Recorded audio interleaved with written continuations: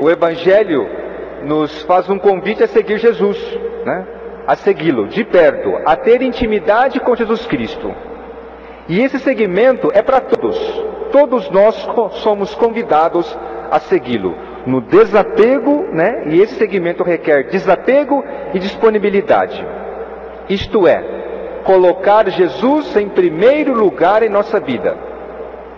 Segundo o convite do Evangelho, sábio é aquele que prefere a sabedoria de Deus em lugar de todos os bens e promessas humanas. Como nós ouvimos aqui na primeira leitura do livro da sabedoria, né? Orei e foi-me dada a prudência. Supliquei e veio a mim o espírito de sabedoria. Preferi a sabedoria aos cetros e tronos. Duas palavras importantes nesta leitura: prudência e sabedoria. Então, no seguimento de Jesus, é necessário a prudência e a sabedoria. E devemos preferir a prudência e a sabedoria acima de tudo, para conseguir entender a proposta de Jesus. Terceiro convite, ou terceira ideia do Evangelho, né? A consequência do desprendimento dos bens e a partilha. Então veja bem, há um chamado, há um convite a seguir Jesus. Este convite, ele tem as suas consequências, que é o desapego e a disponibilidade. Uma vez que nós nos colocamos a seguir Jesus, né? Por isso requer prudência e sabedoria.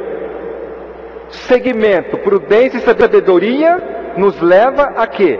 A um desprendimento dos bens e a partilha. Portanto, é preciso entender muito bem o Evangelho. Aqui Jesus não está dizendo que os ricos já estão no inferno e os pobres já estão no céu. Não, nada disso. O que quer dizer Jesus aqui? A renúncia exigida por Jesus pelo Evangelho de hoje não se refere a uma renúncia fundamentalista dos bens temporais. Não é um desprezo pura e simplesmente pelos bens materiais. Afinal, temos que reconhecer que precisamos deles, né? Precisamos deles. Não podemos desprezar as coisas assim. O próprio nome já diz, é um bem material.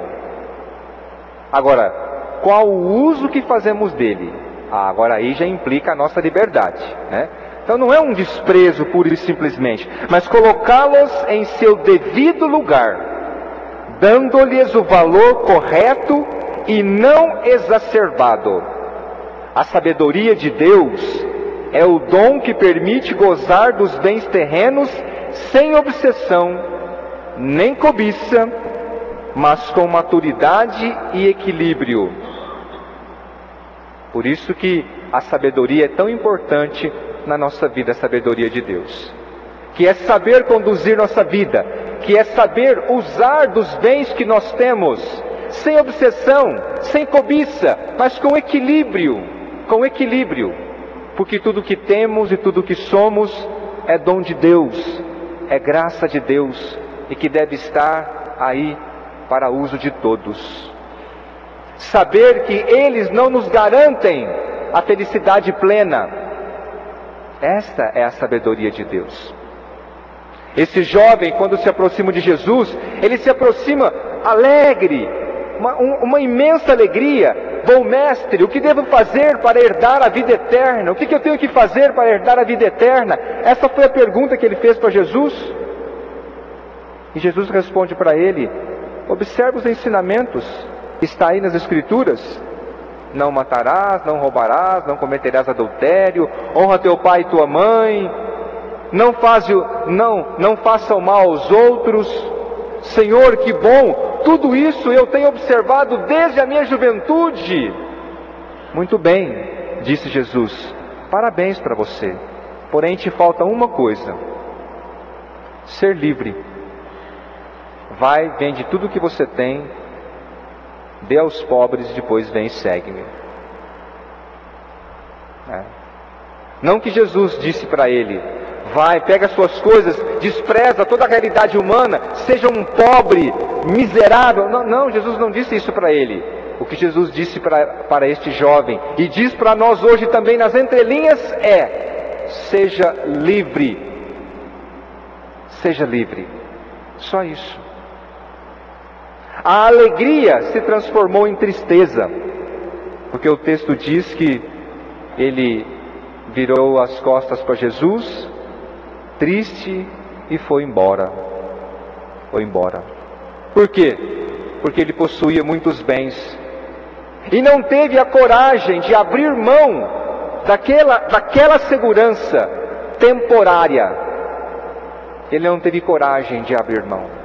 Tem um texto do Evangelho que diz assim: todos são chamados, mas poucos são escolhidos. Já ouviram esse texto?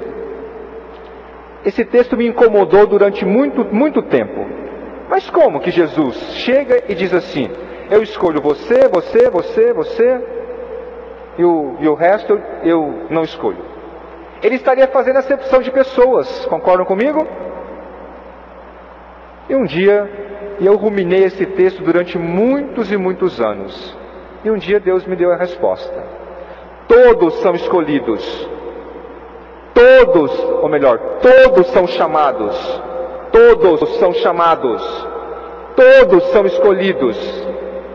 Porém, são poucos que têm a coragem de seguir Jesus na disponibilidade total. Aí entra a minha liberdade. Eu sou livre para seguir Jesus na disponibilidade, no desprendimento ou não. Aí cabe a você dar a sua resposta. Você é livre. O amor de Jesus não muda.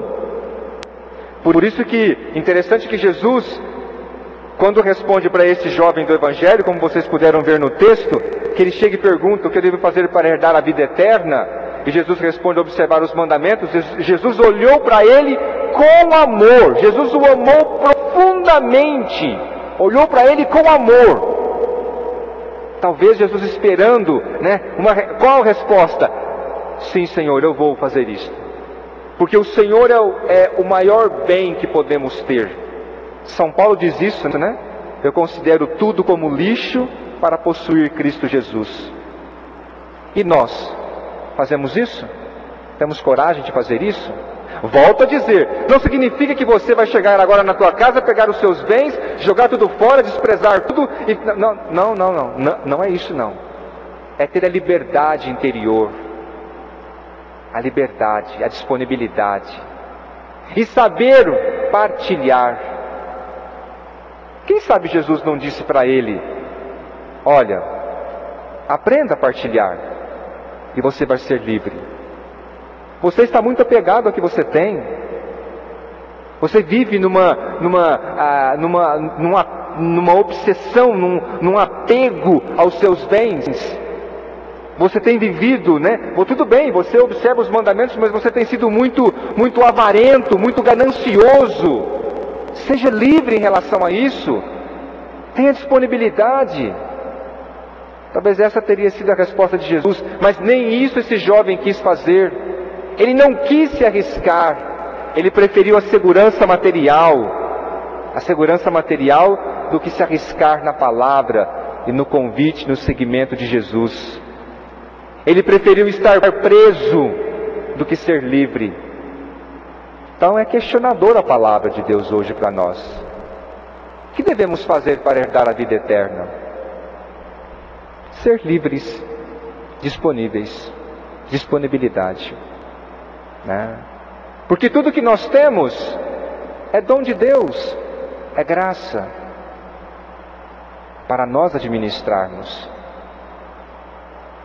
Deve ser, como a nossa reflexão, colocá-los em seu devido lugar, dando valor correto às coisas, não colocando no altar os bens materiais, mas no altar deve estar Deus. E Jesus conta a parábola, né? Como é difícil um rico entrar no reino do céu, tá.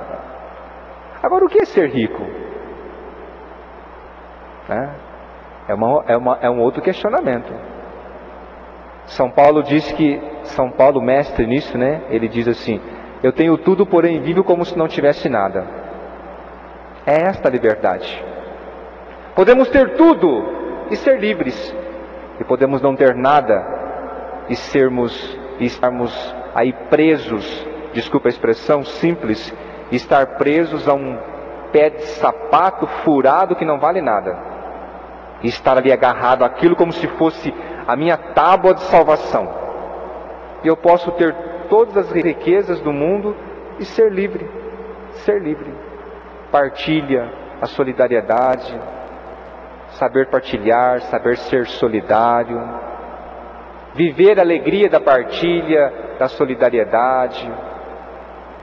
É triste a ganância, é triste aquele apego às coisas. É essa liberdade que Cristo quer que a gente tenha.